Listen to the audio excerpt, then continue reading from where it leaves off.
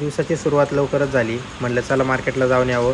गाडीची हवा कमी होती, हवा भरून घेतली पहिली. मार्केटमध्ये जरा चिकचिक झाली होती पावसामुळं. लसूण बघितला, लसूण संपला होता तर. त्यानंतर मिरच्या घेतल्या मस्तपैकी तिखट झणझणीत. पुदिना पाहिला तर पुदिना जरा महाग होता. मग पुदिना म्हणलं आत्ता नको घ्यायला. कोथिंबीर वगैरे घेऊन टाकली. नंतर यायला निघालो. पावसाने सुरुवातच केली यायला.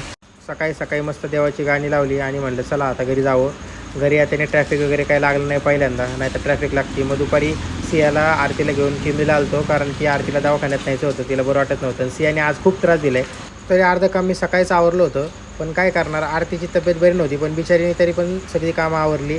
व्यवसाय म्हणलं की करावंच लागतं, पण कसं आहे तब्येतीच्या पुढं काय नाही, कारण तब्येत आजारी पडली तर मग पुढं सर्वच अडचणीत येतं. त्याच्यामुळे तिला म्हटलं जरा आराम कर. मग मी दुकानावर आलो. दुकानावर आल्यानंतर मग पहिलं सगळं म्हटलं झाडून घ्यावं, कारण की रोज मी साफसफाई करतो आल्या आल्या.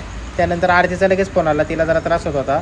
मग मी घरी गेलो, लगेच तिला बघितलं, औषध वगैरे दिलं आणि मग सियाला झोपवलं, पूजाला बोलवलं आणि मग मी शॉपवर परत आलो. कसं आहे मित्रांनो, व्यवसाय म्हणल्यावर सगळ्या धावपळ गोष्टी येतात. कोणाला सांगू पण नाही शकत आणि सांगून फायदा नाही. पण व्यवसायात उतरल्यानंतर या सगळ्या गोष्टीला समोर जायचं आहे हे डोक्यात ठेवूनच तुम्हाला व्यवसायात उतरावं लागेल. आणि एकटंच असाल ना तुम्ही, तर ही गोष्ट तर डोक्यात ठेवूनच चाला, की संघर्ष हा केल्याशिवाय व्यवसायात यश